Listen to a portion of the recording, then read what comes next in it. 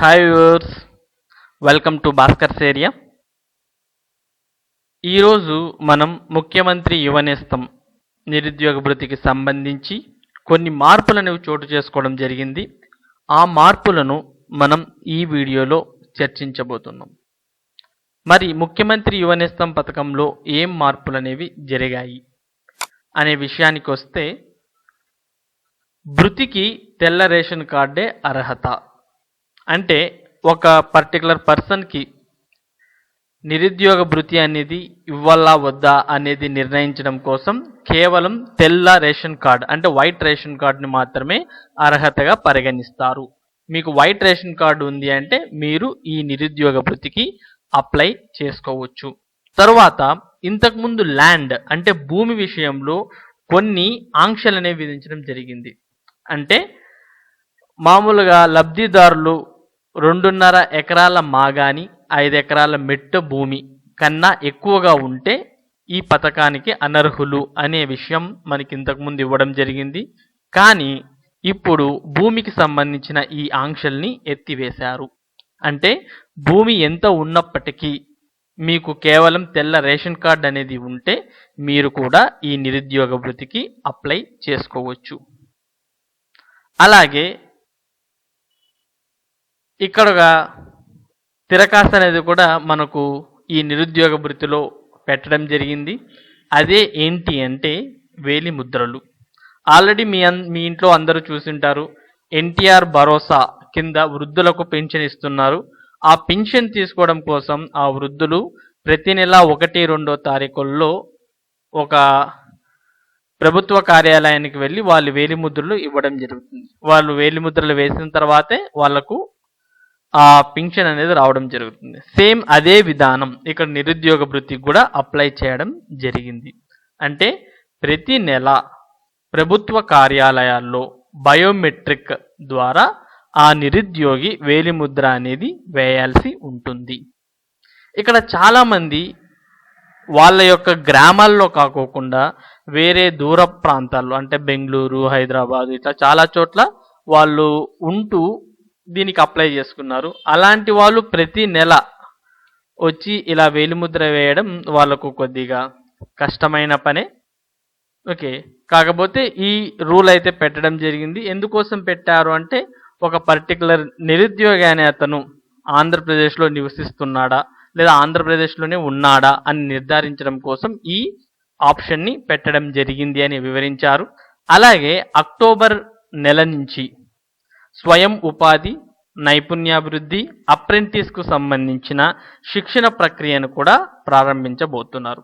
ఒకవేళ మీరే స్వయంగా ఏదైనా బిజినెస్ చేయాలనుకున్నా లేదా ఏదైనా దాంట్లో మీరు ఎంటర్ప్రెన్యూర్గా ఏదైనా స్టార్ట్ చేయాలనుకున్నా మీకు కావలసిన సపోర్ట్ అనే దాన్ని గవర్నమెంట్ అందించబోతుంది. దాన్ని అక్టోబర్ నుంచి స్టార్ట్ చేయబోతున్నారు.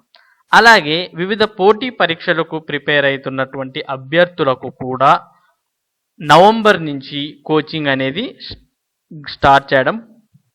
గవర్నమెంట్ స్టార్ట్ చేయాలని నిర్ణయించింది. అంటే మీరు ఏదైనా మామూలు నిరుద్యోగి అయ్యింది పోటీ పరీక్షలకు ప్రిపేర్ అవుతూ ఉంటే మీకు నైపుణ్యాభివృద్ధి శిక్షణ కేంద్రాల ద్వారా కోచింగ్ అనేది ఇప్పించడం జరుగుతుంది. కాకపోతే ఈ అక్టోబర్ నుంచి స్టార్ట్ అయ్యే ట్రైనింగ్కి, నవంబర్ నుంచి స్టార్ట్ అయ్యే కోచింగ్కి మీరు కంపల్సరీగా అటెండ్ కావాలి అనే ఆంక్షలైతే ఇక్కడ విధించలేదు. అది మీ ఇష్టం. మీరు కావాలనుకుంటే అటెండ్ కావచ్చు, లేదనుకుంటే మీ స్వతహాగా మీరే ప్రిపేర్ కావచ్చు. ఓకే, తర్వాత చాలామంది కామెంట్స్లో నాకు ₹1 అనేది నా అకౌంట్లో పడలేదు, మరి నాకు భృతి వస్తుందా రాదా అంటే ఖచ్చితంగా వస్తుంది. సోమవారం రోజు ట్రయల్ రన్ కోసం కేవలం 1,86,000 మంది ఖాతాల్లో ప్రయోగాత్మకంగా ₹1 జమ చేశారు. కానీ వాస్తవంగా 2.8 లక్షల మంది ధృవీకరణ పూర్తయింది. అంటే ఇంకా ఇంచుమించుగా 1,00,000 మందికి రూపాయి అనేది పడలేదు.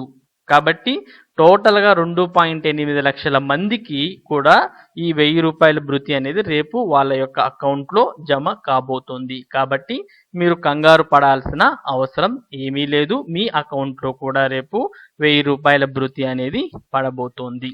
తర్వాత ఎవరికి వస్తుంది అంటే అక్టోబర్ 1 సోమవారం అర్ధరాత్రి లోపల ఎవరైతే ధృవీకరించింటారో వాళ్ళందరికీ కూడా ఈ నెల భృతి అనేది వాళ్ళ యొక్క అకౌంట్లో పడబోతుంది.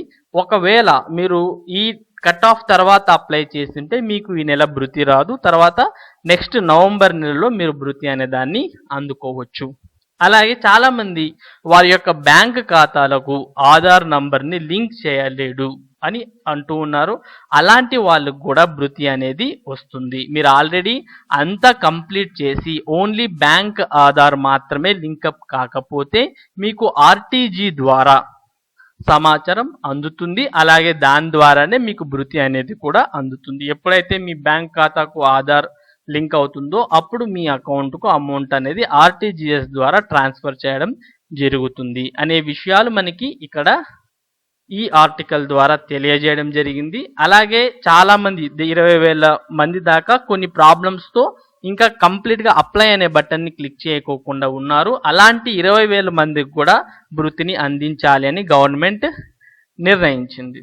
ఓకే ఫ్రెండ్స్, అలాగే అప్రెంటిస్షిప్లో కూడా 1,500 దాకా అప్రెంటిస్షిప్ ట్రైనింగ్కి హాజరైతే ఈ 1000తో పాటు 1,500 కూడా ఇవ్వడం జరుగుతుంది అనే విషయాలను నిర్ధారించడం జరిగింది.